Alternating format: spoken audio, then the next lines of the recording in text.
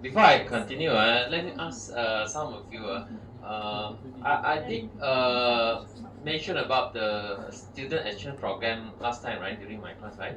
So those going to take social and professional issue next semester, did you receive any email or notification from your program leaders to do a survey?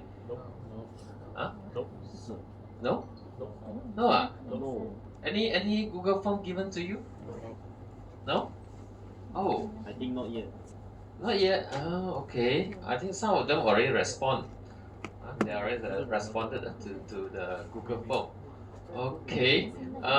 Maybe I share inside my Google Classroom for those going to take social and professional issue only. Not all of you applicable. Okay. I will post this Google form link inside our main Google Classroom. So if you are applicable, if you are the student going to take this course called social and professional issue, please help me to fill up the survey form. Okay. All right. Let's continue with, from where we have stopped last week. Okay, we've got smart contract. How is done? Hey, how come? So sensitive.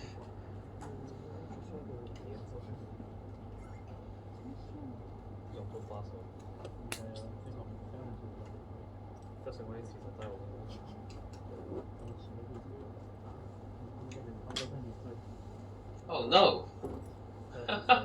Running out of battery? Oh yes. Anyone got this USB type? Micro USB. Micro USB adapter.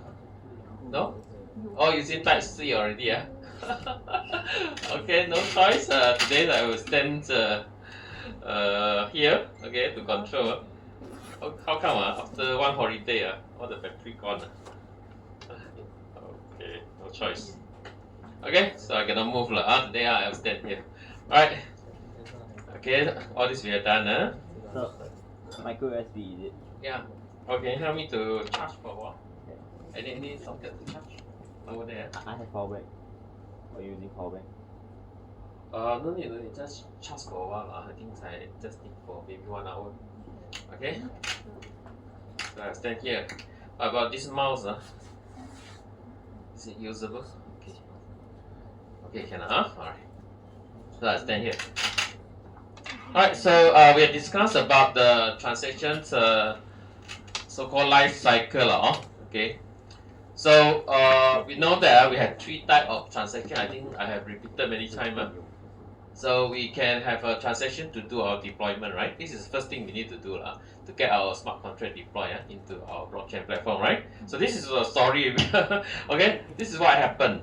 Okay, when we deploy, okay, we definitely need a transaction, and we need to prepare the transaction with the smart contract that we have built from our Solidity code. Okay, we program whatever you want, okay, for the smart contract. You can have many functions inside, right? And then so you convert it to bytecode. Bytecode is something that your EVM can only understand. Other than that, your EVM cannot understand. It cannot execute for you.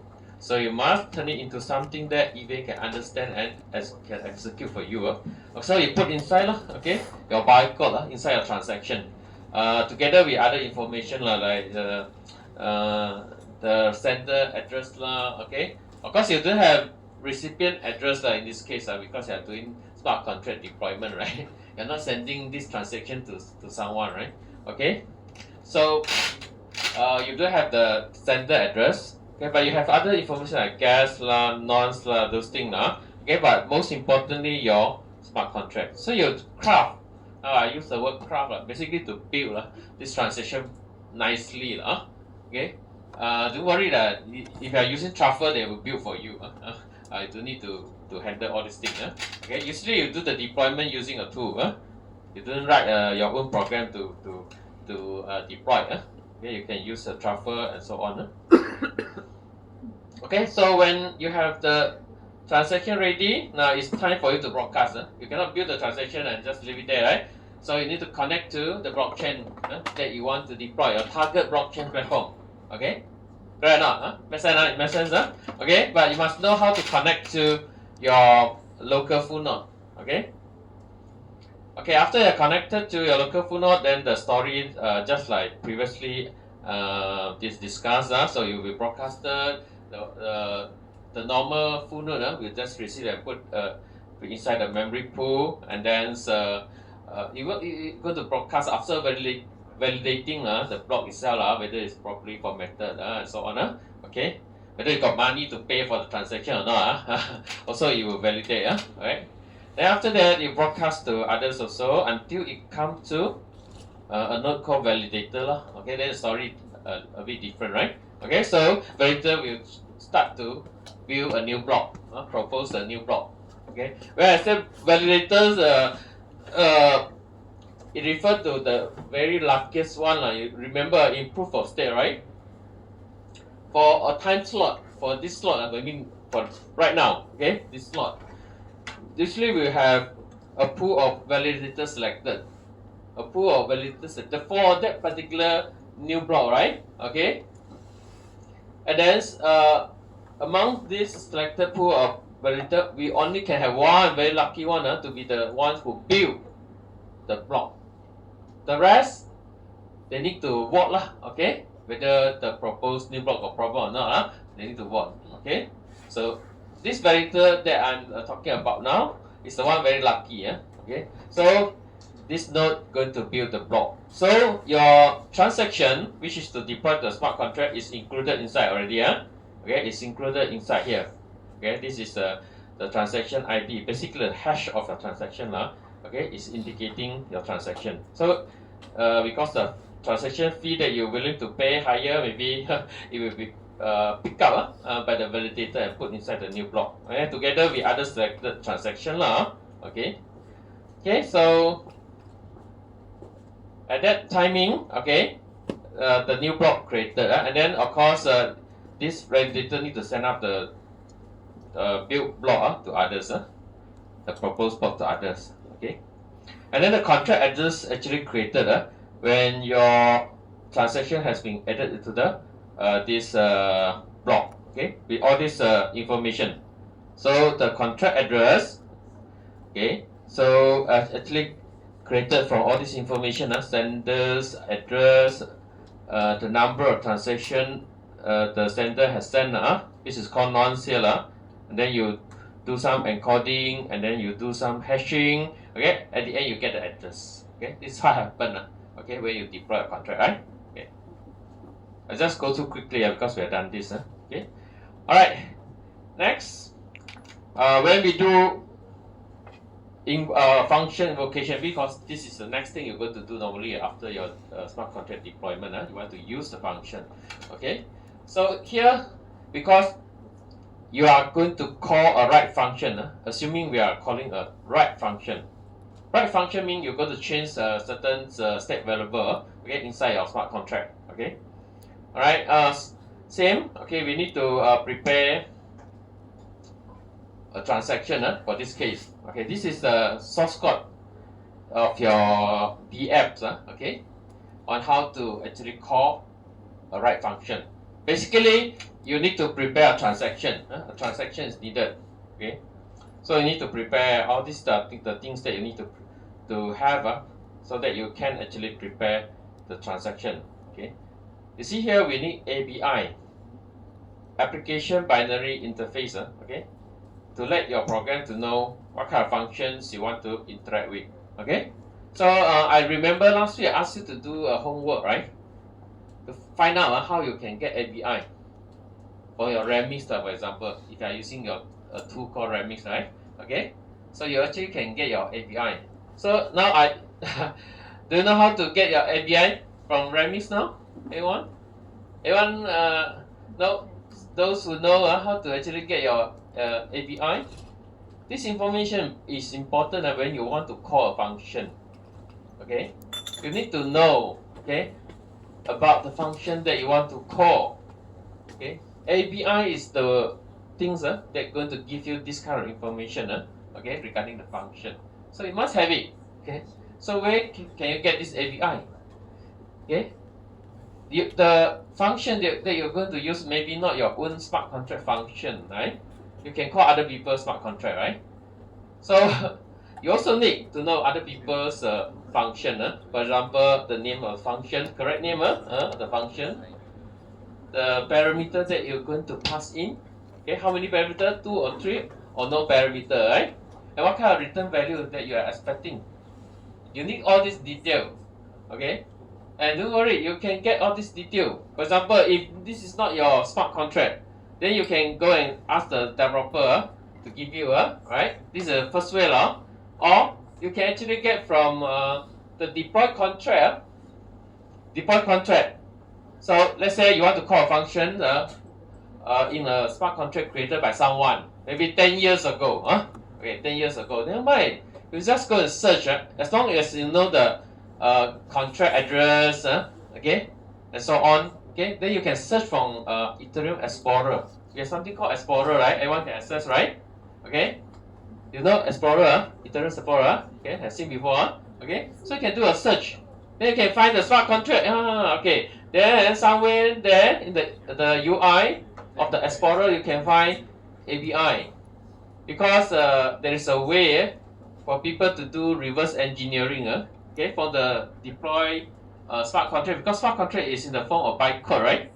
And we can actually reverse engineer, okay, and then we get this API information, okay. So not a problem. Okay, what I want to say is to know about all the functions available in smart contract, not a problem. Especially your own smart contract, like it, no problem. Because when you're doing your compilation, the API will come up. Okay, just for RAMI, you just grab it from there. Then you just put inside here, inside your code. Okay, when you want to invoke that function. Okay, so this is how it look like. Okay. Okay, then you prepare. Okay, you prepare the transactions. Okay, and then also you need to provide here your address and also your private key, because later on they will charge you. Later on you need to sign your transaction, right? Okay. Usually we do hard code like this. Too dangerous. Okay, to hard code your private key inside the code. Usually you will connect to a wallet for this purpose. Okay. Because when you want to send out transactions, usually we will get the sender address for the MetaMask, okay, our wallet and so on. Whatever wallet they are connected to, we get it from there, right? And then whenever we want to sign, also no problem, because we will interact again with our wallet. Your code will interact with the wallet to get the private key, okay, to sign your transaction. Okay, all these are not a problem, okay. Then you need to create a transaction, okay. You have your key ready to sign by ways of transaction. Okay, then you need to follow all this to prepare transaction. Basically, you know what should be inside transaction, right? Okay, so you have the sender, the recipient address, the gas needed, the gas price, the nonce, and so on. All this information must be there in your transaction. Of course, the most important thing is the function you want to call. Here, under the data part. Okay, under the data part. Okay, can you see here? I do have the pointer. So you look at my mouse. Okay, here. This is inside your transaction. The function call. Okay, that means whatever function that you want to call, and also the parameters and so on. Actually will be encoded. Will encoded. You must encode it because this data need to be understood by an EVN, so it must be in bytecode. So that's why you can see here they use a function called encode ABI. Okay, you turn your this ABI into bytecode here. Okay, encode ABI is here. Okay, then you turn it into something that your EVN can understand and execute later on. Okay, for your transaction. Okay. Okay. After that, after you have prepared all these transaction and you have signed. Okay, then you can send out already. Okay, then you can send out to the connected full node. Okay. So where is your full node? You already informed. Okay, this is your full node here. Okay. So the transaction you build here actually will send to this node, okay, called Infura. In this case, we assume we'll use a third party blockchain provider lah. Okay, not your own like Ganesh or whatever that you set up, right? It's a third party one. You subscribe to it, so you get an API key. Okay, so you can send it to that. Okay. And also you require to use this library, it's called Web3 to help you in interacting with the connected full node later on. Okay, so you must import okay, this Web3 okay, you must have a Web3 instance here. Okay, you create a Web3 instance here. Okay, and this is the provider. Okay, the full node, the local full node you are connecting to. Okay, okay, hope you have understood okay, what will happen when we call a write function. Okay, you must connect to a full node. Okay, you must prepare a transaction. Okay, and you must understand the API so that you can actually put the correct data inside a transaction. Okay, so after that your transaction will be sent to the network until it reach the validator. Okay, okay, so the validator will take the transaction and execute. Every transaction so that need to be executed will be sent to EVM and execute. Then you get the result, right? Okay. Okay. So you get the output from the transaction and so on. Then you can build your new block. So validator now can build a new block. If you don't execute EVM, what happens? Actually, you cannot build the block. No? If validator never execute a transaction, now the transaction is to call a write function. Okay. If your EVM don't execute, you will not get outcome of the execution, and this outcome of execution is actually needed for your new block in the header part. Remember, in the header part you need 3 root. One is related to the receipt. You have a transaction 3 for receipt 3. So you have a root also, hash root for the receipt. Output, talking about output of a transaction.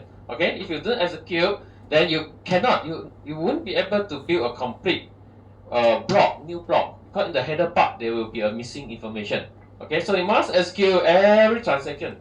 Okay, that need to be executed. You will execute and create the output. Okay, and then you will create the hash root for your output right inside the header of the new block. Okay. Okay, and then it will be broadcasted to other node. Okay, so the full node receiving this new block, we do the validation. Okay, so here the full node also doing the same thing.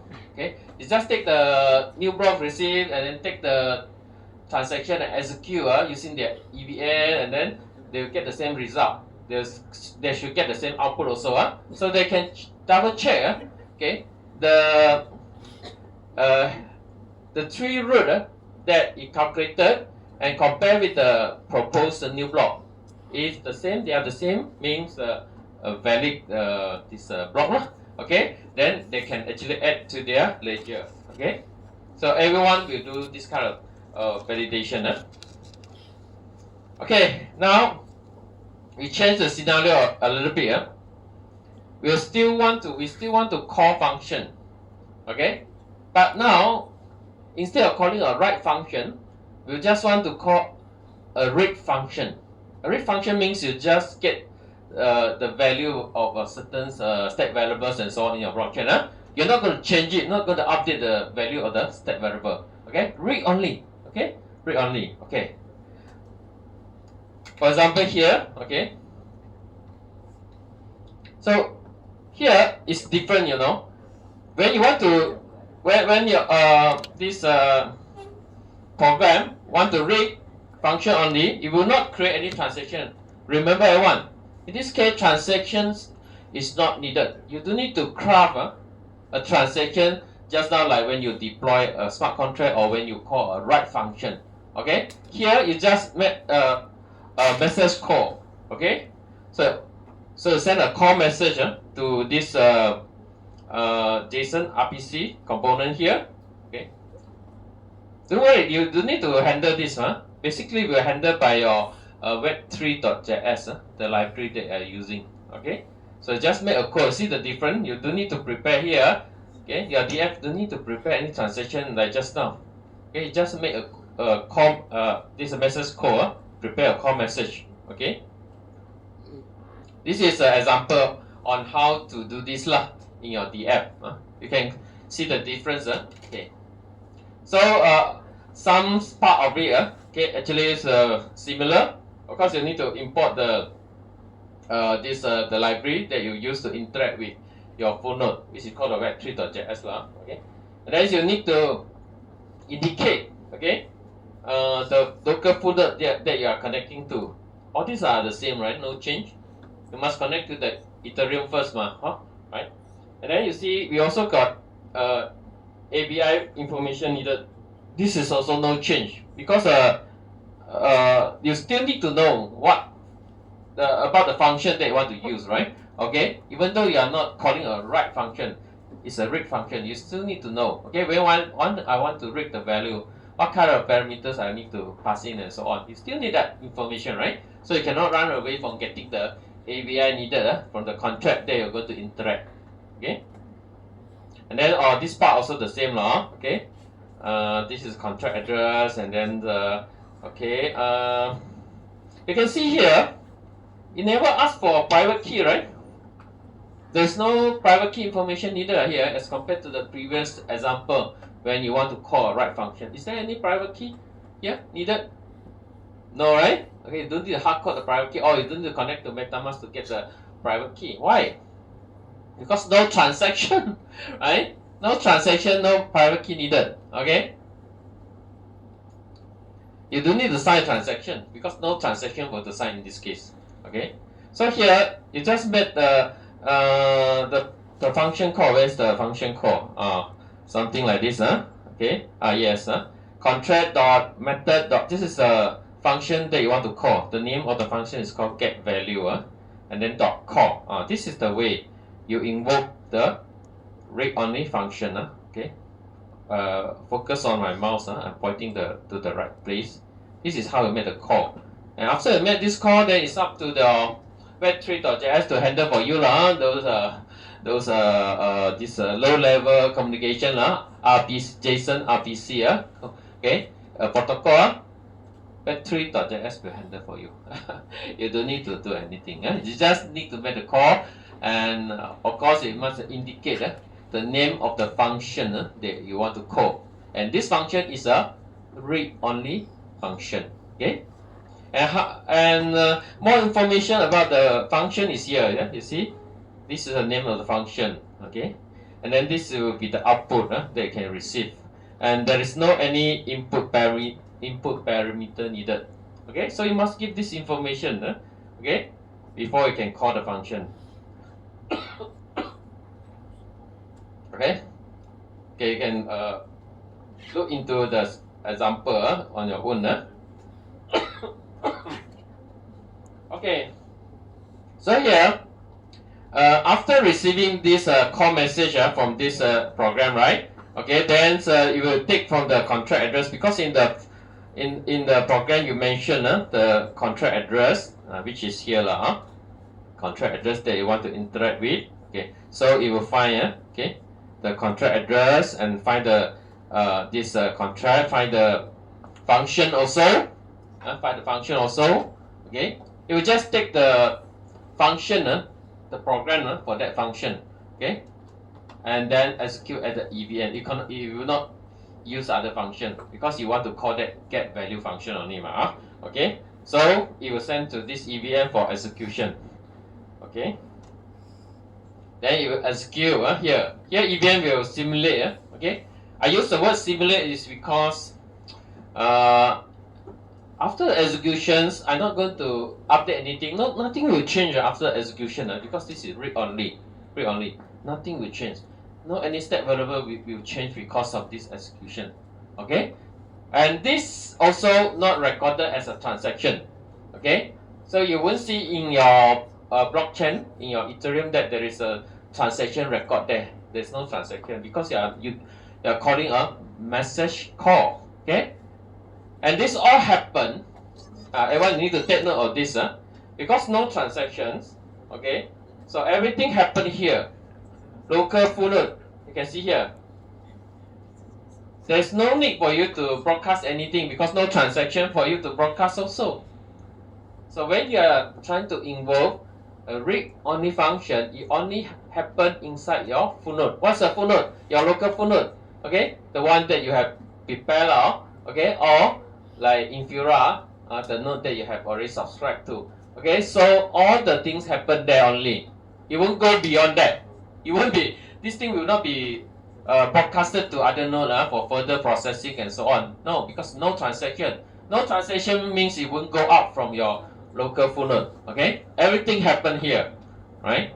Everything happen inside your local full node. Okay, so the execution result then will be returned back to the calling program. Okay, it's that simple. Okay, so of you can you observe the difference when we call a write function and when we call a read only function. Okay, the big difference is when we call a write function, a transaction must be created.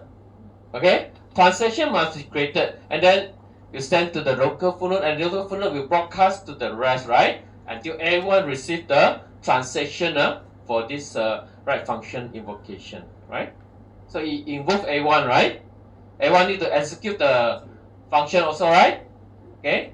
So when you invoke A1 means you need to pay them, okay? So whenever you call a write function, you pay. You need to pay. There is a gas fee that will be incurred. But when you call a read function, what happens? You just do a message call. You don't need to sign any transaction because no transaction at all, right? Okay, and then of course it will be executed. The function call will be executed. But where? It will be executed by your local full node, right? Your local full node will do the job for you. Remember, your local full node means the node that you have prepared. You run 24/7. You set up your own money, download the software, you can set up. They work for you, always connected to him. You have connection to others also, of course. But the job, the execution of the read-only function only happen there. And return the value back to you, right? The value that you want to get, you want to retrieve, you want to read. Okay? It's all happen here only. It won't go up. It won't touch out the rest. So, should you charge me because I have involved a read-only function? No, right? I only make my local full node to work for me, right? It's mine, right? Why should you charge me? Why should I pay you? The rest, right? No need. Okay. So there is no any charge. Okay. No any transaction fee needed for this case. Okay. Even though you are not connecting to something that is set up on your own, you're connecting to Infura. Let's say Infura. Okay, third party. Okay. But you pay for that also, right? You subscribe to that. They're also yours, lah. Okay. You already pay money, and the same thing also. There is nothing that will go out from the Infura to catch up the rest of the network to do the execution for you and so on. Nothing. So it's fair lah. So what we can conclude here is when you call a write function, you need to pay. Okay. But if you call a read function, no need to pay. Okay. So this is the reason. Okay. Next, let's talk about this. Remis ID, this is the one that you are very familiar with. I believe you have played around many times already. Okay. Alright, so I want to test your understanding whether you understand it properly, some of the things inside. Okay. So here when we do compilation, right? We can write our source code here and we can do our compilation. Okay. Here compile. So here we have some option to choose. Environment. Okay, environment. Okay, maybe I get the real Remis to come out.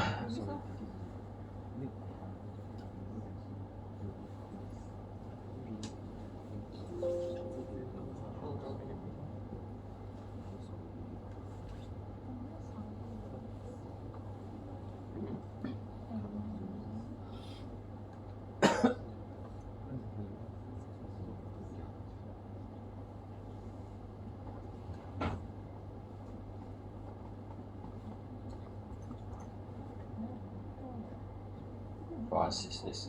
Learning.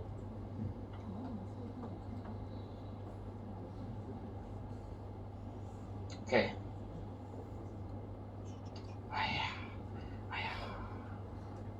Okay.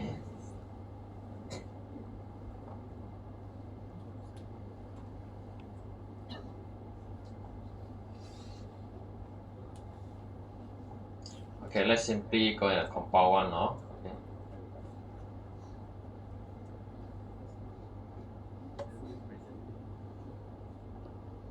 Okay, when you want to deploy, you can see here, okay, there's something called environment. Do you understand what is this environment? When you click the drop down, you can see all these things. Okay, environment, right? Okay, I get someone to tell me. Hi, our friend, how are you? So, what is your understanding on environment? I think you have studied many times, right? Okay, what is the environment in this case, in this remix? Location, location. So, what's the meaning of location? I know different location. Wow, location different. Shanghai, got Berlin, Shanghai then fly to Berlin, and then London, Paris, different location. What's the meaning of location here? No? Okay. Let's ask another person. Don't ask you, okay lah, don't ask you. Ask your friend. Okay, sitting beside you. So what's your understanding of environment? Hey, you all play around many times, you should know why you select this and that. Don't do the practical, just following the instruction only. Don't know what happened. Why should I change this and so on? Huh? Something like different server, okay. Alright, so environment basically means your Ethereum network. This is referring to your Ethereum network that you want to use, want to connect to, okay. Here, there are many options for you, okay. I can scroll down further. There are many others also, okay. Just introduce a few to you. Okay, here when I choose a Remix VM, that means a virtual machine of Remix. All these are related to Remix. All these are prepared by Remix. Meaning this is just like a mock-up blockchain network. It's like a simulator. Okay.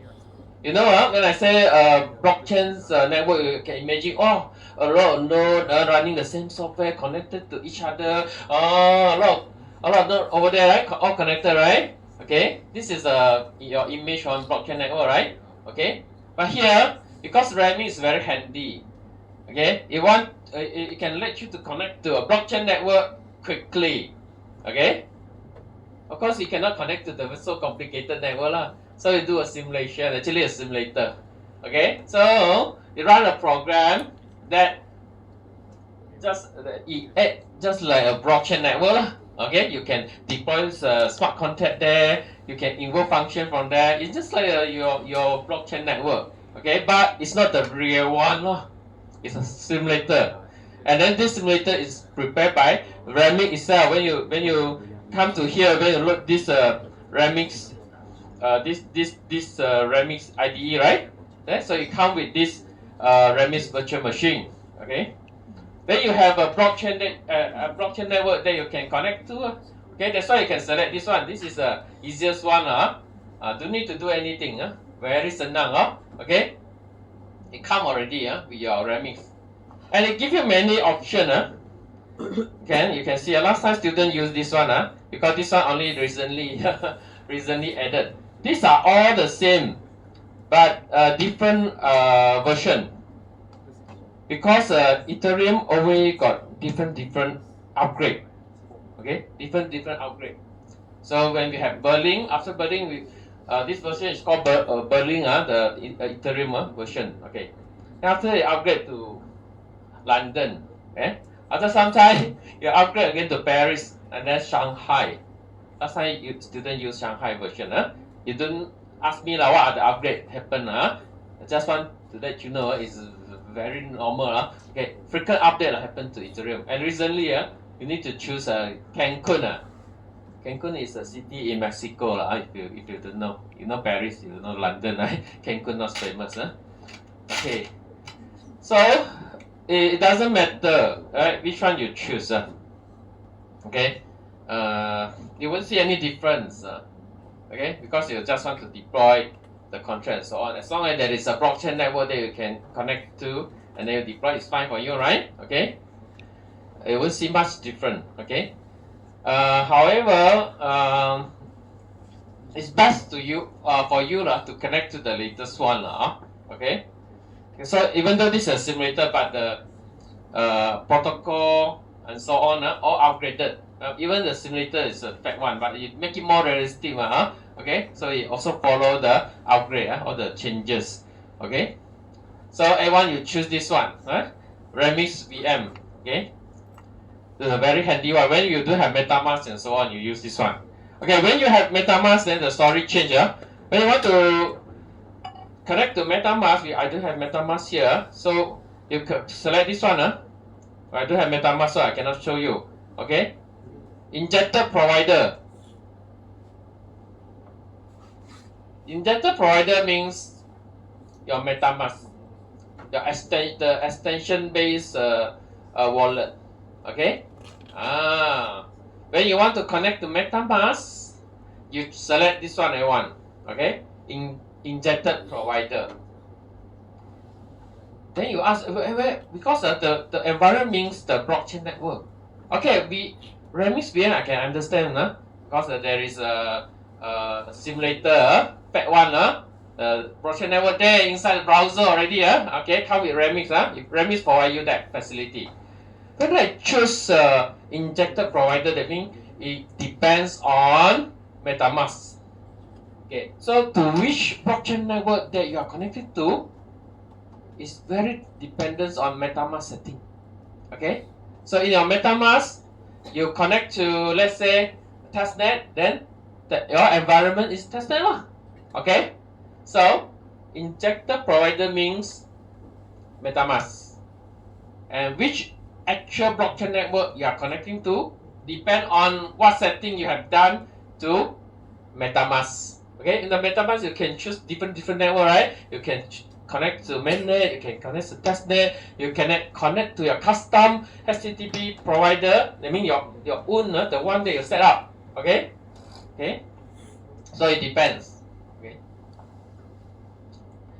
All right, then also another one. Where's the custom one? Yeah, this one. External HTTP provider. You know about these three enough, Okay. So just now we can use directly the blockchain network provided by Remix. You also can connect it to a network that your MetaMask is connected to already, right? Okay. When you deploy, you go to that network, okay.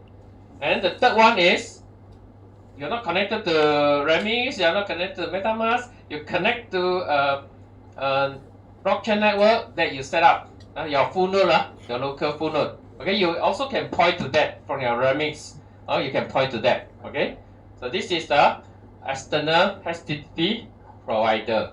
Okay, let me click on this. Okay, so it will ask you for this information. See? Okay. This is 8545 actually is referring to what? Ganesh, Ganesh, I believe Ganesh, 8545. Okay, so when you want to point to your the one that you said, I mentioned many times already, a local full node can be the one you set up on your own, right? Okay, yes. So where is that node? Then you need to give me the IP and also the port that I'm going to use, because I want to connect to it later on. Okay, so this is called the HTTP provider. Okay, you can connect to this kind of network. You must specify either one. Environment must choose one. If you don't choose one, means you have no way to connect, and you want to do deployment later on, right? After compilation, you want to deploy, right? Deploy means your smart contract must go to a node, right? Must be deployed in the in the network, but you don't have the network to deploy. Okay, then cannot. Okay, so you must choose. Okay, so this is talking about environment in your remix. Any questions? Anything that you're not clear? Now you know why you select remix. Then why you select injected provider? Because you want to depend on MetaMask on which network to connect to. So actual setting happen to your MetaMask. Okay, if you know a node, really working one, really connected to the Ethereum ones, you have set that one. You want to connect to that one, it's fine. You choose the external HTTP provider, the third option. Okay, up to you. But I must have one network at least to deploy the smart contract, right? Or else way to deploy. How I continue with the next stage to do the deployment, right? I cannot do. You must select a correct environment. Okay, so hopefully by understanding this environment, you know at the end where the smart contract that you have compiled will go to, right? It will store. Okay. Yeah. Okay. Then we continue.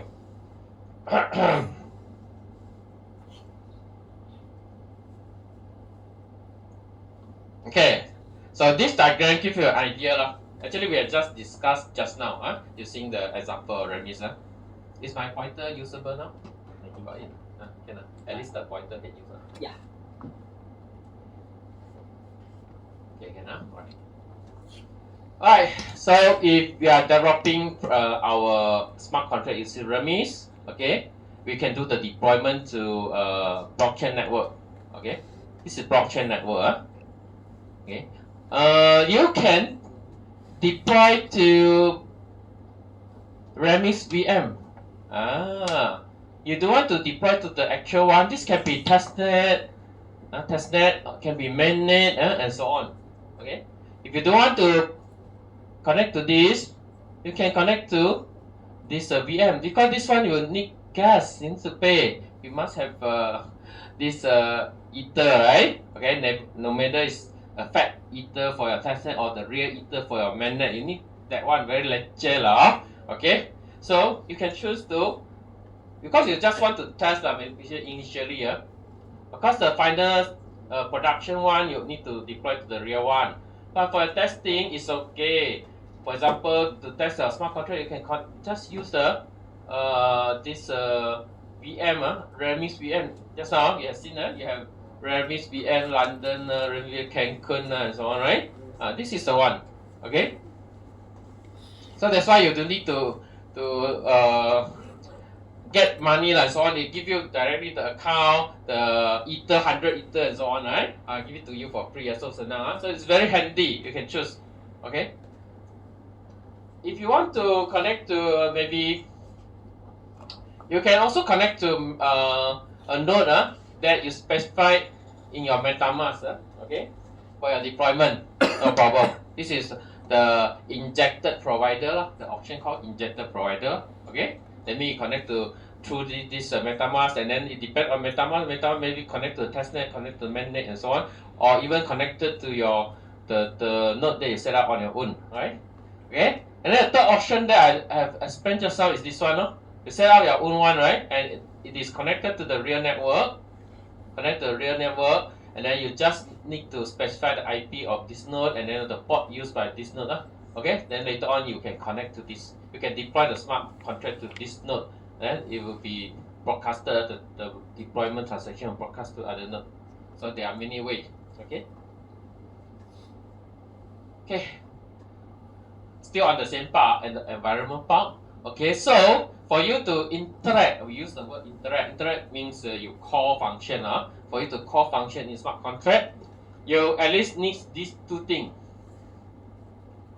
Web3 instance. Okay, this is a JavaScript framework, the library to make your job easier. Because you know that we have discussed, in order to communicate with the full node, they use what?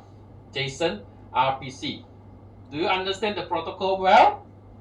I don't think you love to learn the messaging behind the format used and so on, right?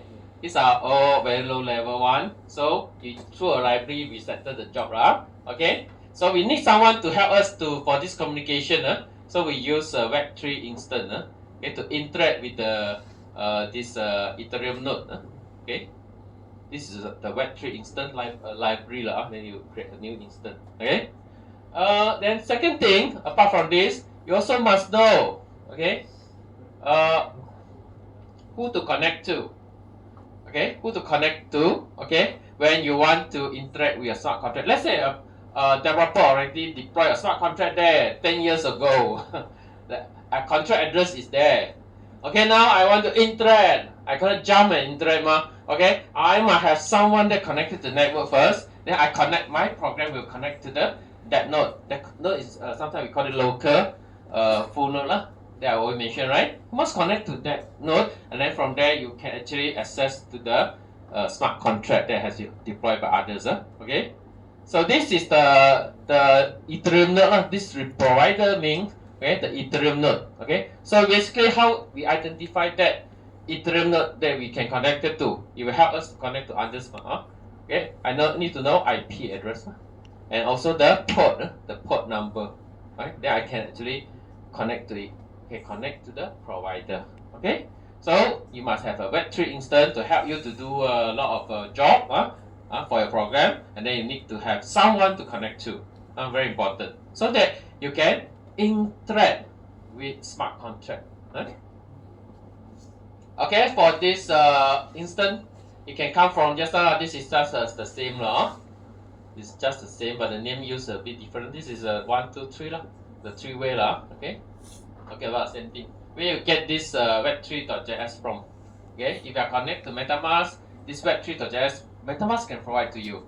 If your environment is set to Remix VM, then Remix will provide you this web3.js. Okay, so if you are connected to this custom provider, then this web3.js will be provided by this your full node. Okay, you need this, right? Okay. You can connect to many different environments, including testnet. Nowadays we have many testnet. Some are no longer used. The Goria, Sephora still use, and another one is called Holesky. Many every time they create a new one. Why? Because when they have upgrade, it's easier to create a new one rather than changing the old one. Okay, so that you can have the upgrade. Create a brand new one easier, right? Okay, so that's why I always create a new one. Okay, a few years ago you cannot see this Sephora one, and nowadays there is a new one.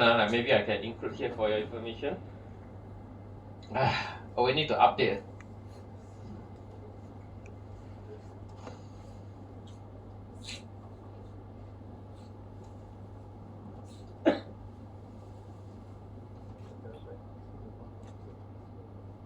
Holesky. I hope my spelling is correct.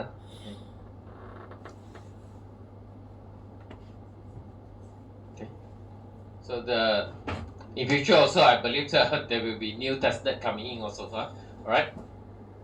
So you can use. I think Sephora no problem for you to use. Okay. And these are, how to say, they are not simulator. Simulator, they can give you account and the Ether needed for free one. Testnet also need effort to develop or not? Agree or not? Testnet also not easy to develop, Okay? Need people to develop and maintain, Okay? So usually they expect some reward okay, by having this kind of testnet. So if you want to use this kind of testnet, usually you need to connect to their faucet to get Ether testnet Ether first, okay, for free. Okay, faucet.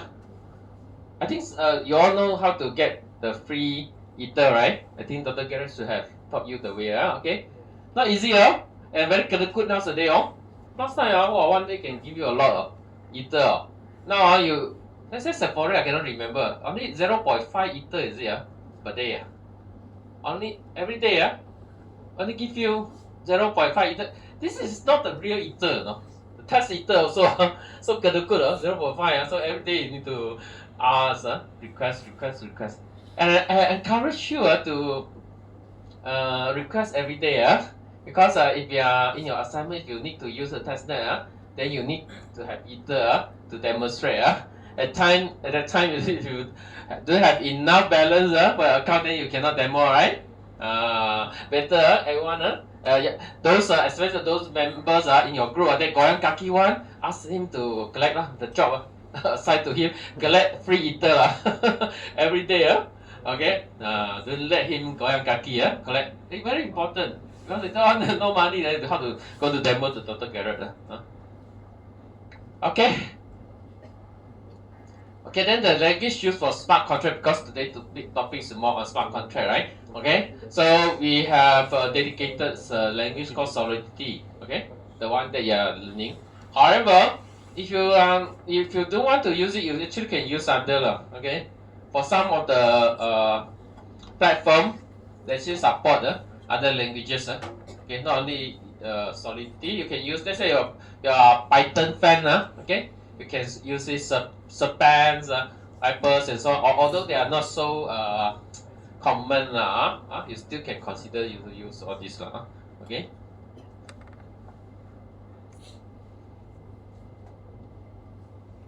Okay, this is an example. This one I don't need to show you. You should be very familiar already. Okay, so from now on, we are going to talk about this language. Okay, of course, this is not programming language learning course.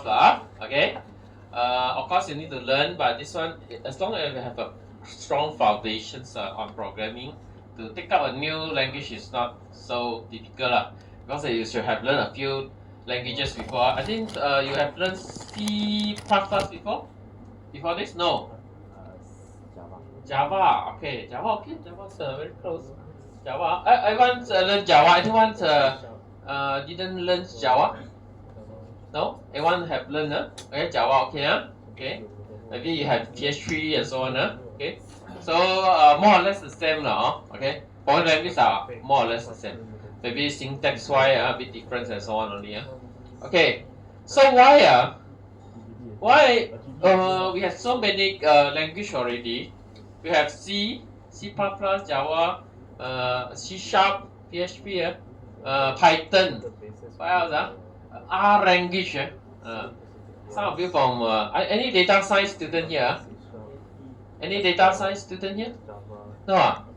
This round no data science. Okay.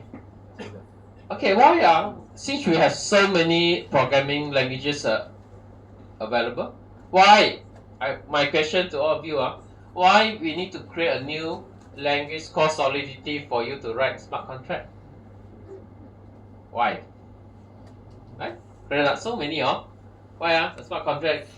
Then we need to create a new one called Solidity. Any reason? More fit to the blockchain platform as well. Yeah, okay. So, for example, data science. Today, no data science student, they use something called R language. R, okay. R is suitable for data science because there are many support, okay, in terms of libraries and so on for data science. In data science, there are many calculations. You need to plot graph or visualization, things like that. Okay. It depends on the needs of the field, like data science. They might want to do specific tasks. A lot of mathematics inside, and then need to plot graph and so on. So in R language they provide all this support. Okay, so that's why R language may be suitable for data science. Alright. So in this smart contracts are the same.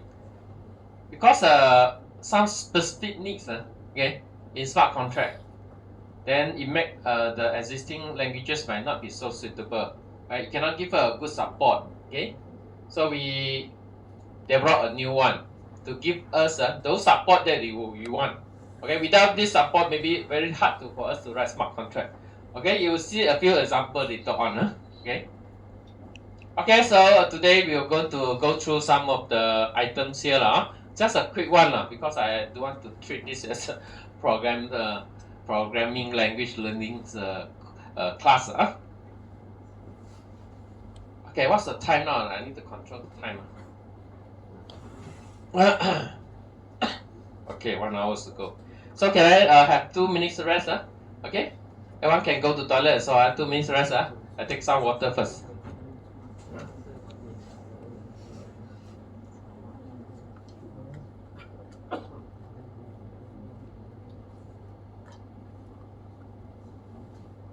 4,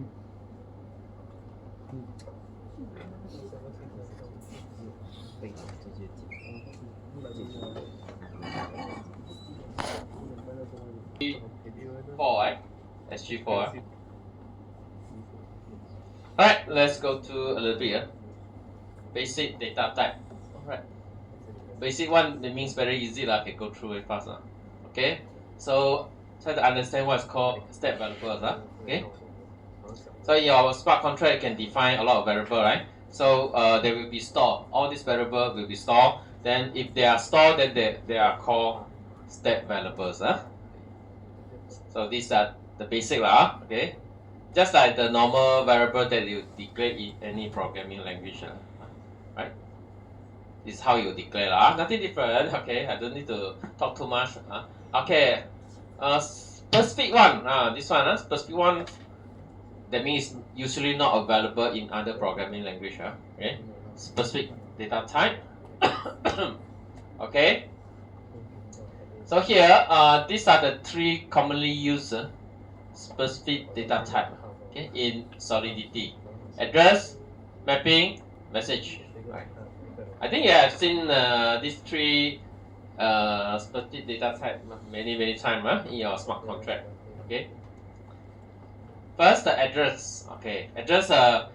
You see, this is specific to blockchain, specific to smart contract. Do you agree?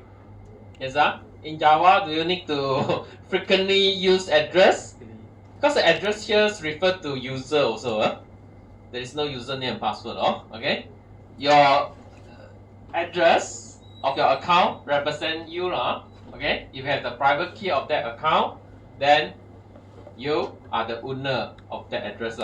Okay. Whatever money inside the address is belonging to you. Still remember the very famous this phrase? No key, no what? No key, no coin. Okay. Money inside. No key, no coin. What key is that? Private key, right? If you don't know the private key of that address you can think of as your account, okay? Interchangeably, right? Okay. So no key, no private key means no coin. Okay. No coin for you. You are not owning any coin inside that account. Okay. Unless you know the corresponding private key for that account, right? Okay. So address is frequently used. So how you use it? Okay. So for example, you want to find out the balance of an account, you can just do like this. Address, you put the address and then dot balance. Okay. So this address is a data type that you don't need to declare and so on, because automatically understood. Automatically understood because it's a specific data type. Okay. You don't need to declare one. Okay. This is not the data structure and so on that you define on your own. It's already recognized globally. In the language itself, you recognize this specific data type. Okay? So very easy. Okay. And then, so for example, you want to transfer money to a recipient. Okay, you can put the address in front and use this method called transfer, and then transfer the amount of money that you want to transfer. Okay, it's very handy, and then it's frequently used in our smart contract. Okay, correct or not? If you don't have this kind of specific data type in C++, in Java, it's very hard. Make your life very difficult when you want to develop smart contract, right? So that's why we create a new language, okay, to give this kind of support to us, to make our life easier, easier for us to develop the smart contract one. Because definitely we need to deal with addresses, okay. Okay, and then also for addresses, you can put a keyword called payable. Okay, so with this payable means that address can send and also can receive either. Okay, can send and receive either. Okay. Okay, mapping. Okay, mapping also quite useful. Okay, in smart contract because we need to store data. Okay. And also we need to look up value based on the key. Okay, this is based on the key value pair concept for this mapping. Okay, you can make some let's say address to water and so on. and you can create a map. Okay, you do this mapping from address to water or anything. Okay, then you want to look up, you use the key, and then you can find the value that you want. Okay, you can not only this kind of very simple mapping, you can also map, for example, address to a very complicated structure, data structure that you define on your own. It can be very complicated. You also can map to it. Okay, you do this kind of mapping. Okay, basically to facilitate your searching. Okay, you want to update the value of something and so on. Then you have a more efficient way to do so. Okay, using mapping. Okay. I'm not sure in Java. Sorry, I forgot about Java. In Java, is there any such a specific data type that allow the same thing? Got not? I don't remember mapping. Anyone know? Any equivalent in this C++ or Java and so on? You saw something like mapping that you can use? Got not? Not sure, sure. Okay, go back and check. Okay. But mapping got one problem. Mapping usually you cannot do iteration. Iteration. You know iteration? I++. Right? You go one by one, right? Okay. But this one you cannot. Okay. You cannot do iteration inside this mapping. Okay. Because of the way of the design. Okay. Message. Okay. Message also a specific data type. Okay. Message refer to transaction. Okay. Message refer to the transaction. Okay. So the transactions will be associated with many things. Okay. The sender of the transaction. Okay. The amount of ether that you want to send in the transaction and so on. Okay. You can keep track. Okay. Using all these members, okay, the sender, values, and so on. Message to sender means the sender of the transaction. When you call a function, right, you are the sender. Okay, my smart contract can easily identify who actually calling this function. Okay, by referring to the message dot sender. Okay, and then if I want to know the amount of ether that you want to transfer in the transaction, I can refer to message.value. Okay, and these are some of the operations that we usually will do, right, in smart contract very frequently, right? Okay, let's say I want to control who can actually access to this function in my smart contract. I need to know who is the sender, right? Based on that, I can reject or allow and so on, right? Okay? It's quite frequently used, and we need to check all these things quite frequently. So imagine if you are using C++, Java, and so on to write smart contract, how are you going to handle this part? How to check the transaction sender? How to check the value inside the transaction that you want to transfer? Okay, so it's very hard. Once again, you can feel it's very hard because there are no built-in supports for this kind of thing. Okay, but in Solidity we have address, we have mapping, we have this message also. It's so easy. You just call, you just use. You just use. Okay, you don't need to declare. You don't need to let your program know what is message. Okay, what's the message? You understand what you are referring to. Okay, the transaction that you are processing now is a message, right? So it's very handy. Okay, it saves you a lot of trouble. Okay, that's why we need to sometimes create a new language to support a specific application like smart contract. Okay, data structure. Okay, you can define also. This is nothing special. It's just a normal data structure. You can define. Okay, using struct keyword. Nothing special. This one. Okay, everyone pay attention. This one is not something new, but it's very meaningful in smart contract. I think you use enumeration before. Okay, in any language like Java also got C++ also got, C also got. Okay, what's the purpose of this? What's the purpose of enumeration? Equations allow us to represent all these what to say values, right? Instead of string, this is string, right? What is a string, right? If we are doing enumeration at the end after compilation, this will come. I don't know, start with 0 or 1. Maybe this is 0, 1, 2, 3. Okay, this init. This is registration phase. This is voting phase is done. Okay, it will become after compilation. Even though in your original source code you write it in this way, all the source code will refer to init, this read, vote, and done.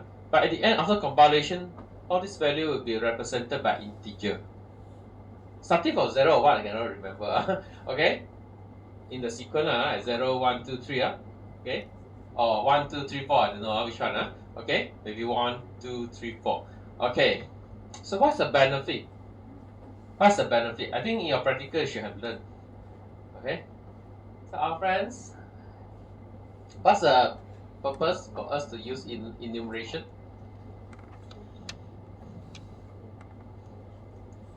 Anyone know what's the purpose? Because in smart contract, when you store something, you'll be charged. Gas will apply. Remember? Okay. There is one opcode for storing data, for storing value. my throat's not feeling well today. Okay. So when you store a big amount of data, you cost you more. Okay. This is what happened in smart contract. Because when you create a smart contract or function, then you create state variable. Okay. Be careful, because the state variable is not only stored in a node, it applies to all the nodes. When you have this state variable, that means everyone must prepare the storage to store value, right? Okay, so like this, if we don't use enumeration, we store init, read and vote done in string. In string, all these string, you treat them as string. Okay, whenever you want to compare the phases, okay, using comparisons for string. Okay, compare string, right? No problem, right? There are two strings, whether they are done. This one also done. Current one done. The required one is done. We can compare, no problem. We compare using hash function, remember? Okay, I believe I shown you one time, right? How we compare two string in this smart contract. We basically don't compare directly. We're using the hash function. We get the hash value of this string, and then get the hash value for this string, and then we compare, right? Okay. So if we are using string, that means it will occupy more storage. Okay, which is no good. You're going to pay more. Okay. So to save cost, the reason, our friend, the reason is we want to save cost. So instead of using string like this, we do the enumeration. At the end, after compilation, this will become integer. Maybe this become 1, become 2, this become 3, this become 4. So to store string, it requires less space. Less space. Correct now? To store reg, to store vote, or to store done, if you eat up more storage, you need to pay more. If you do enumeration, at the end, you just need to store 1, 2, 3, and 4, right? You will use less space. Okay, so that's why in smart contract this is very useful. But of course, this is not every time you can use that. Only usually when we have a limited set of meaningful value like this 1, 2, 3, 4 cannot. If you have a very long one, okay, maybe not limited set of value, then it's not applicable. Okay, for this kind of case, it's okay. So try to use enumerations as much as possible to save storage. Okay, after the compilation, all this will turn into integer. Okay, which require lower storage. Okay. Okay. Any question about this enumeration? Everyone understand now? Okay, why you are encouraged to do this? Okay, and then in smart contract, okay, we use this Unix app time to represent the current time. Not the current time, the time. Okay, any time. Okay, so after the conversion, you can try. You can try to convert the the current time.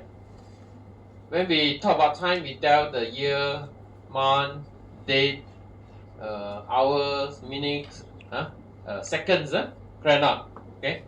If you want to have a very accurate time, right? Until the millisecond maybe, okay. So if we don't use a format that can save our storage, okay, then we need to pay more. Okay. In smart contract, storage is very expensive one, no? Okay, very expensive. Okay, so we try our best to make the storage as short as possible. Okay, if you want to store time, then you store in this format. For example, this is the unique airport time that you get. Okay, for example, to represent this time. Okay, so Wednesday, November lah, all these things, all this information, hours lah, years lah, and so on. You see, very long. If you want to fix all these things, you need a longer storage. But using this conversion, it will become unique. Okay, this conversion. Okay, we don't care how we convert lah. But what I want you to know is this kind of representations is better because it's shorter. Believe me, it is definitely shorter. If you so pandai, you have a new way of converting time, let me know. You know how many digits here? 1, 2, 3, 4, 5, 6, 7, 8, 9, 10. Okay, 10 digits. Okay, I want to go back and study. If you have a better way to make the time representation, maybe using 9 digits, 8 digits, and so on, do let me know. Okay, we can write a paper. I don't think you can do that. You can make it short. Make sure you can represent any time. You don't make it short, and then later on got crash. Got overlapping and so on. Okay, challenge yourself. Okay, how to represent the time using lesser digit. But this is, I think, the best, the optimal already. Using 10 this digit. Okay, so I can save our storage. Okay. You see the timestamp in a new block, right? This is not the smart contract you're writing lah. I mean the blockchain protocol. A new block usually they also have timestamp when this block is created by validator. So alright. When they record this timestamp, they also use this unique airport time. This is not smart contract writing lah. Means in the protocol also okay, they use this the same way to represent time. Okay, to save the storage. Okay, and then this one you need to be careful. When you want to refer to the current time, you use this block timestamp. Okay, okay. So like this now. Now doesn't mean. Sorry, a bit confusing maybe. After this version, I think nowadays you cannot use now. You use the equivalent one, block timestamp. Okay, this is actually more accurate. When you look at this now keyword, it's confusing because you think it's right now. The time that when I'm talking, okay, the time right now. No, okay. Actually, in smart contract, the now will return you the time of the last block in your ledger. Not the current one building lah. They are not yet So it refers to your latest block in the ledger. It refers to that timestamp. Okay, when that block was built, it returns the value of the time to you. You won't be able to get the time right now, the actual time. No. Okay, so it refers to a common place. Because the smart contract executed by every node, right? So every node must be in sync. If you are not in sync, you are referring to different time, then what will happen? Then the output of your calculation may be different, right? So if all of us refer to the same block time, because all of you have the same block there, right? The latest block, and then there's a timestamp there. So this is in sync. Everyone is having the same. So you can base on that for your next processing. Okay, so everyone will come up with the same result. Okay, and it's very important to make sure the deterministic result That means A1 must come up with the same execution result when you execute smart contract. Okay, so I cannot allow any random number there inside my smart contract. Still remember, let's say I am validator. My execution result is A. Execution result A. Okay, because some randomness inside your program. So I get A. Then this, let's say I'm a validator. I propose this new block. So you receive. You need to re-execute, right? So supposedly you should get the same result A. But if you also depend on some random number, random value for execution, what will happen? Of course, your calculation result become different, right? You get B. Okay? When you check with the proposed block, it's no longer tally. So you invalidate the block that you receive. You say, this proposed new block is not valid. I calculated a validate is different value. Okay? So I drop it. So you can see what will happen. Now the consequence is very serious. So that's why we cannot have randomness, including time. Because if your smart contract contains this actual time, they've taken from your computer, okay, then my time and your time will be different. There's a big problem, okay, difference. So if you're all referring to the time inside our ledger, the last block, and then we look at the timestamp of that block, then A1 will actually refer to the same time. Okay, so it's very important.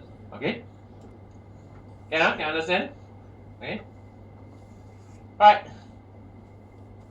Okay, functions. These are the common one. Alright. Alright. So here, I want to highlight this part. Here in other languages, I don't know. Maybe it's not available. Okay. In Solidity, you can get multiple return value. This is something not possible, I think. Okay. In other languages, Java can return more than one value or not? Cannot. Only return one value. One object. Okay, you can only return one, but here you can get two return value at the same time. So this language allows you to do that. Okay. Also, you can have a visibility modifier added to your function, access modifier, and so on. Added to your function. Okay, to change the behavior of your function. Okay. Okay, constructor. Okay, this is optional. If you don't want to have constructor, you can just omit lah. You don't need to assign any initial value and so on. Then you can just omit. Okay, and then it is executed one. Executed one, and this one is the one I want you to take note. Okay, I think you have written a few constructor before. Right. So you see the final code of the contract is stored on the blockchain. Yes. Okay.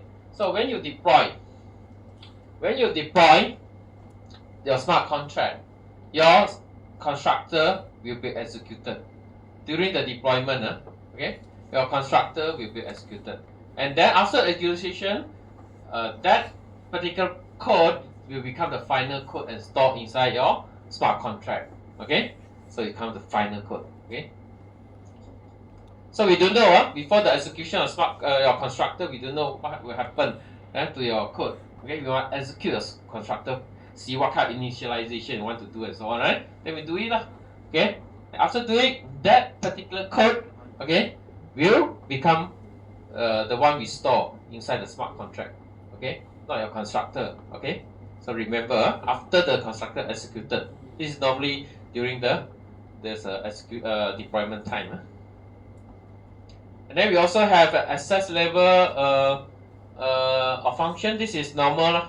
Okay, to many languages also we have. We restrict who can access a certain function and so on. Okay, so here we can set a function as private. Then only very restricted number of users can use Okay, for example, private function can only be called by members of contract. Okay, not even the inherited contract and so on. Okay, this one I don't to make you feel very boring. You can read through lah. Basically to access lah, who can access what function and so on. Right? Because the public function everyone can access lah. This part I think so after by explanations at the beginning of the lecture, right? Okay, the right function invocation and read function invocation, then you can understand this very well. Okay. We have view and pure functional in Solidity. View and pure functions are not right function. You're not going to change any step variable. Okay.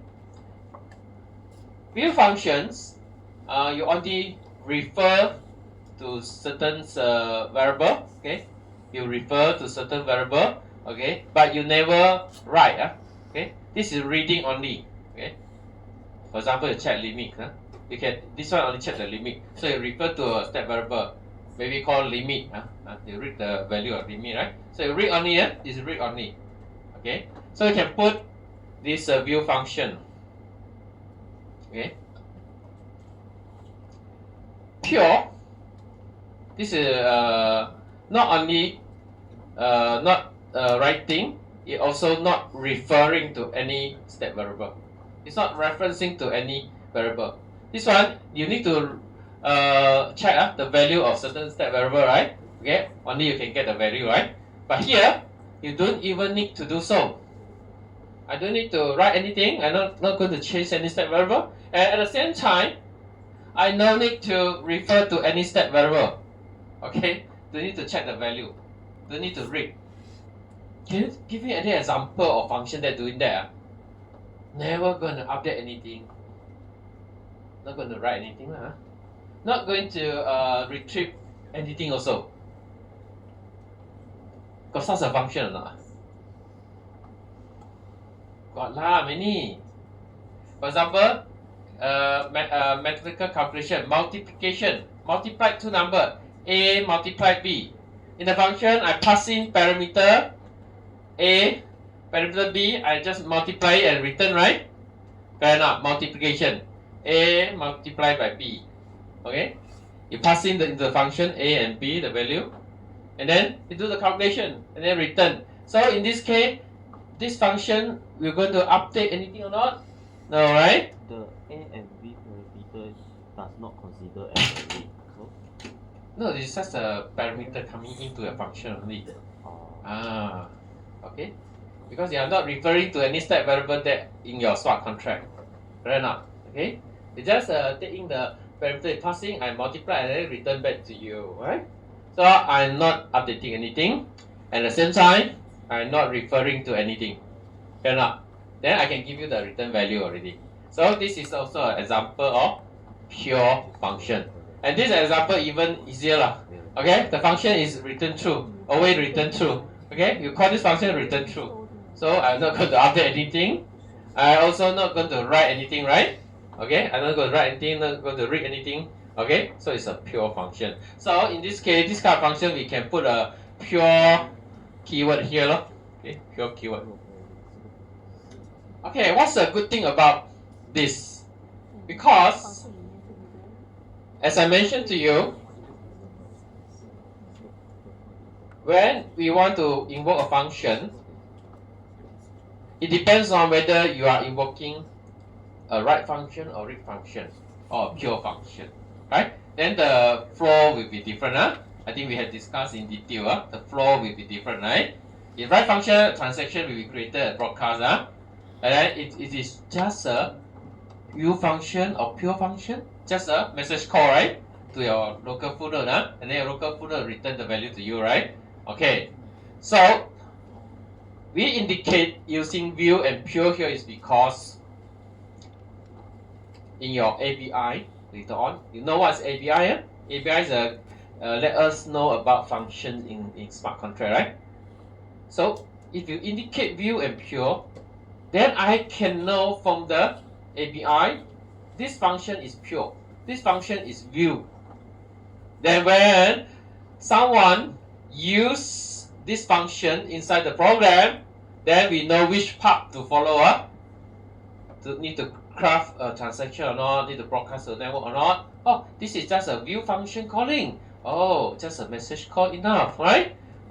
So this one will help the program to understand what to do next. Your library can understand what to do, whether to create a transaction or not, to be broadcasted to the whole network, okay, for that function calling, or just make a simple message call enough, okay, that will be free of charge, okay. So that's a reason, okay.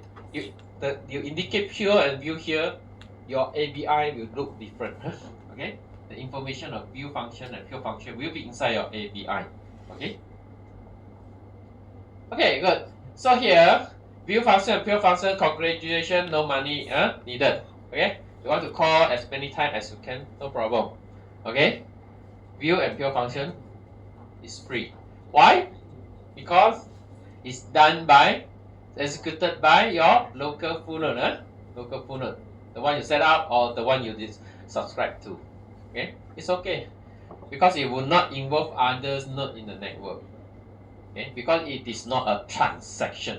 No transaction is issued in this case for view and pure function. Right? Yeah? This is a very commonly asked question. Okay, and then another one. Let me check the time. Okay, can. Okay, let's move on. Fallback functions also something special inside Solidity. Okay. So what is this fallback function? Okay. Look at this diagram easily. Okay.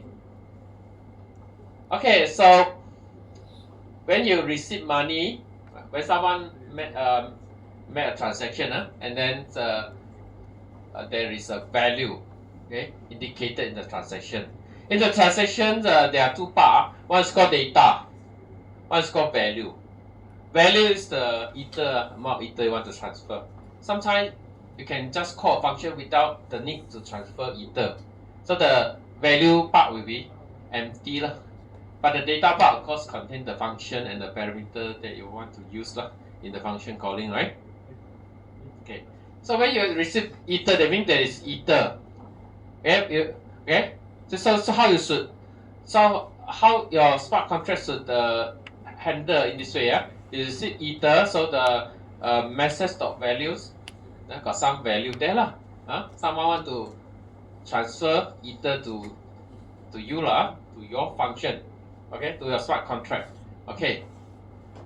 But the core data part is empty, so we need to say there's no indication on which function you want to call, okay. In the transaction that coming okay, there's no indications on which actually the functions that you want to call. It's all empty, no indication.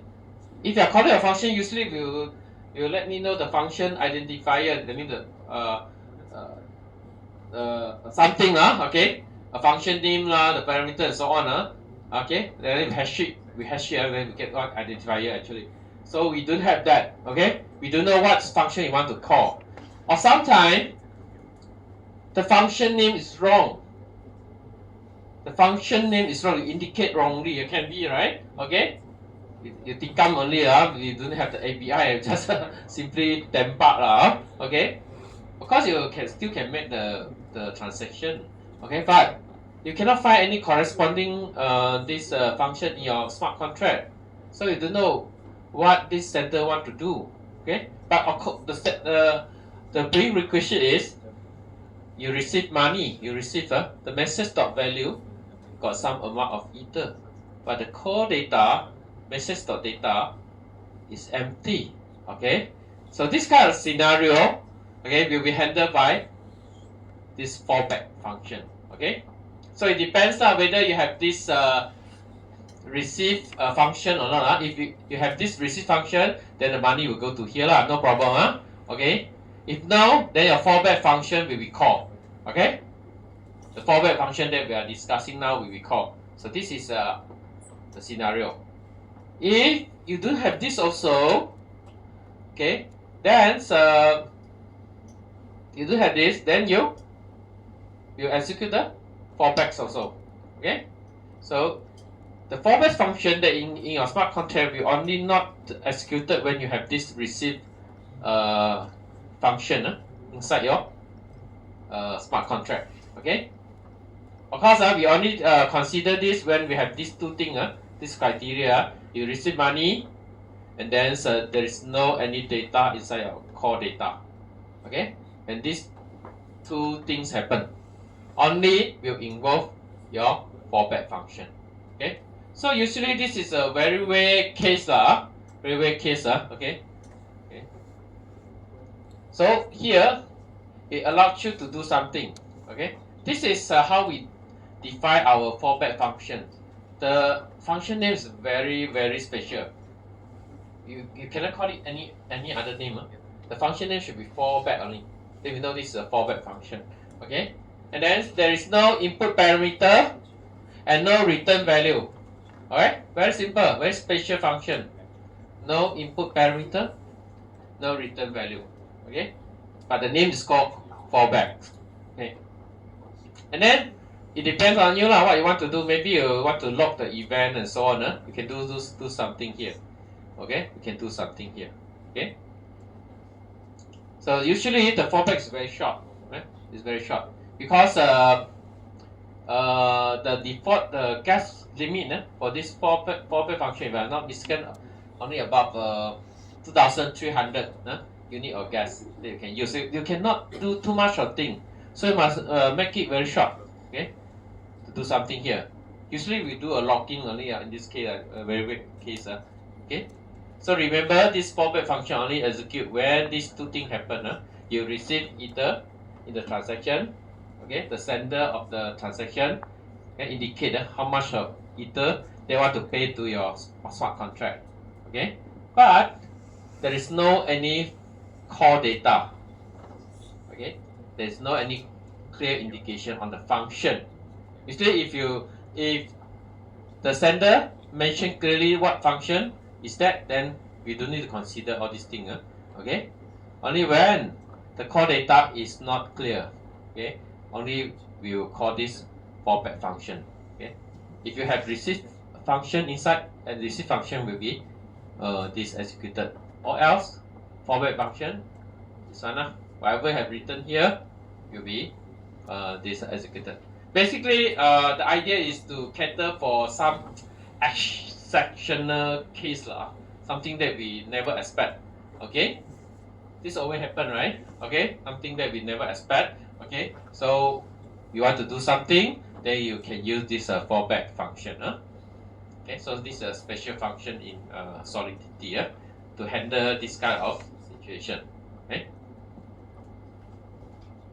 Okay, of course we have modifier also. This is also something that you need to understand properly. Okay, so this is how modifier look like. You can have more than one modifier. Okay, for example, you want to buy something, maybe you need to check whether got enough money or not, and also whether the item is available or not before you execute the function.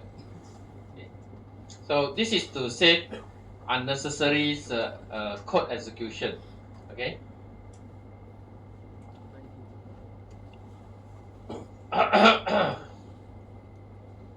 So imagine you do have this modifier. What will happen? Okay, you have your code here written for this buy function and buy, do a lot of things, right? Then at the end you find out, not enough money. Okay, the item that you buy very expensive. You don't have enough money to buy, or you want to buy, you got the money, but you check the item is not available. So you have done a lot of things. Okay, and all this will translate into cost, transaction fee. Okay, the more you want to do with your function, the more you need to pay. Okay, because this is usually not a view function, not a pure function. But you need to update. The item will be deducted, right? The money will be deducted. You see, it will update the state variable. Definitely, this function is not free. Okay, so the more you do, the more you'll be charged. All right. So why we need to include this modifier is that we can actually try to check the modifier first, whether the condition is met or not. Okay, whether we have enough money, whether the item is valuable.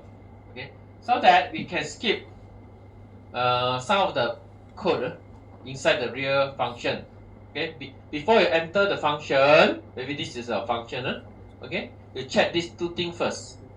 Okay, so if this condition is not met, then it will revert the transaction. Right, the transaction will be reverted. Okay, what does it mean? It is will treat this transaction never happened before, so it will not be recorded in the blockchain for this transaction. However, the code execution for this part, for example, you check this part, right? You still need to execute code, right? Okay, to do some checking, right? But this one will charge you because this is what you have done. You cannot say, my transaction is reverted, so this one also it should be waived. Okay, no, it will charge. Okay, it will charge until wherever you have executed. Okay, but it's not charging the whole amount because you never execute the rest. Okay, but a small portion for this checking, okay, will be charged. Okay, so this is good because if the condition is not met, we know that at the end we cannot buy. So you execute the rest for what? Right? It's wasting your gas, wasting your transaction fee, your money, right? Right now. Okay, so this is the first.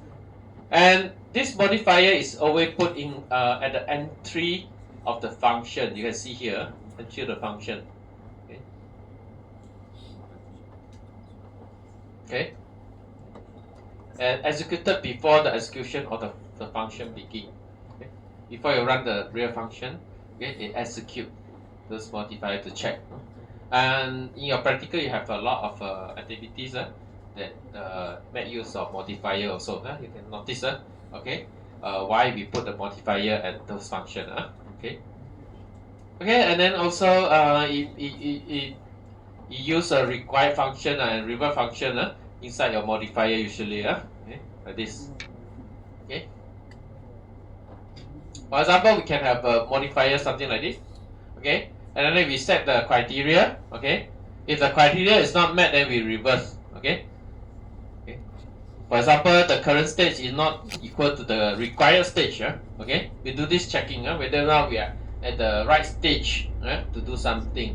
Okay, we can do a checking. Okay, check against the required stage. If not, then we revert. Okay, so in modifier, you usually can see this underscore and semicolon. Okay, when you see this, you know that this is a modifier, a function modifier. Okay. For example, here we can do before we call this before we execute register function. Okay, we can go to this valid stage modifier, which is here, to do a checking. Okay, if the conditions is not met, then we revert. If conditions is met, then we proceed. We proceed. Okay, so this is the objective of this modifier. Any questions for modifier? Okay. Okay, and then revert. Revert is the same thing. You can revert anytime. Okay.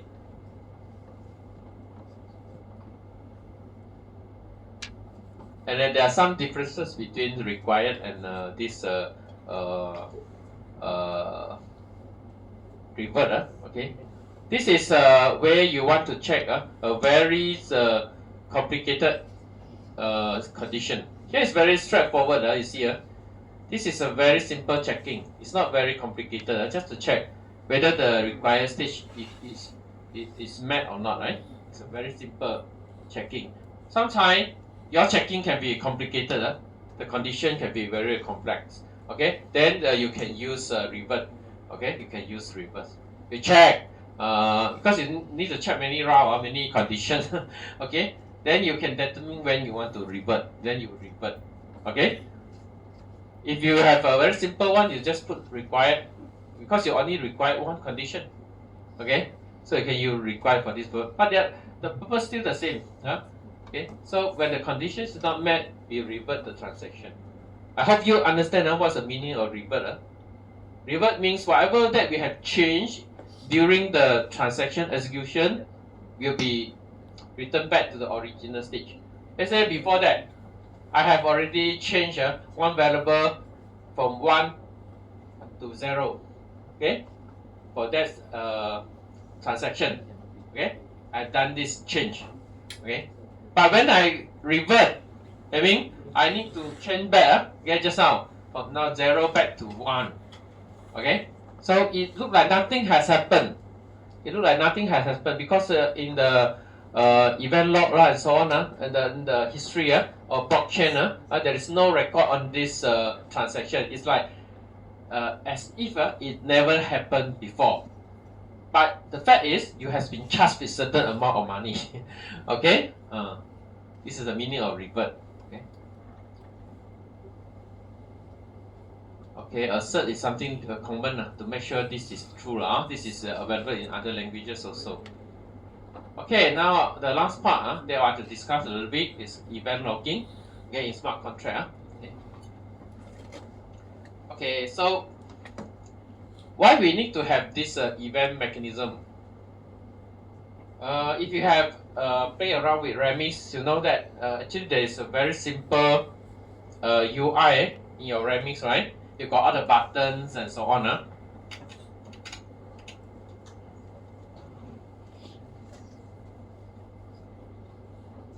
Okay.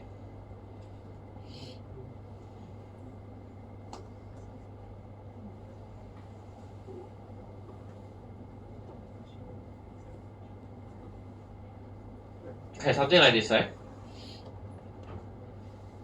After your deployments, then you can interact already with the smart contract. Then you get something like this, some button there. Okay, this buttons is over there. Great, it's a very primitive UI for you to interact with. Okay, so it's very confusing one. You don't know which button to click first and so on. Great, now we are experienced. This because this is a very basic UI. But in the actual application development, you cannot do that, right? Whatever button not applicable, you should hide it first, right? You should hide it, right? When you come to the right stage, when you come to the right timing, only you make it visible. It makes sense, right? Okay. So in order for you to be able to know what to do for your UI, you need to have some information about what happened in the smart contract. Okay. So that's why we need event to tell us, oh, now the voting has been completed. Okay, we know about this event. The voting process completed. Okay, so the application must know that. Only your application will hide voting. Maybe vote button here. You won't allow anyone to vote anymore, right? This is correct way of doing, right? Okay, so that's why we need to have a way to actually to interact with the smart contract to know the events happen. That's why we have this mechanism. Event mechanism in Solidity allows you to do that. Okay, so you can track any changes in the variable status and so on. Okay, so here we can define event. Okay, that may be interested to the application. We use the events keyword to declare any. For example, voting completed. Maybe our app interested to know whether the voting process already end. Okay, so when someone end the voting process, I can emit this event called voting completed. Okay, so you just emit. Okay, you declare and then you can emit at the right timing, at the right function. Okay, to indicate, right? And then this event will be logged. It will store inside this blockchain. We will store. Okay, so here this is how you define. Okay, this is example, another different example, transfer. Okay, maybe in a token, ERC20 token and so on, we have this event called transfer. Someone transfer money to someone with this amount. Okay, so you can declare this kind of event, and then you can index some of the parameter. Okay, you can index some of the parameter. So those index parameter will be easier for searching later on, because blockchain will do indexing for those index parameter. Okay, easier for you to look for those information later on. Okay, for example, this parameter amount is not indexed. Even though it is not indexed, it will be stored in the event log. Okay, it will be stored. But compared to these two, okay, it's more searchable. Okay, more efficient for searching is because they are indexed. We do a special process to do indexing. Indexing is always good for searching.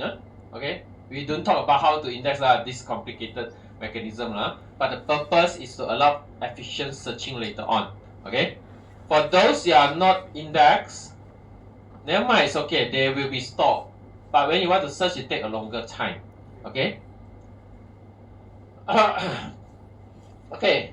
So here, when you do the index, okay, it's good for you to search, but actually, it will consume more gas.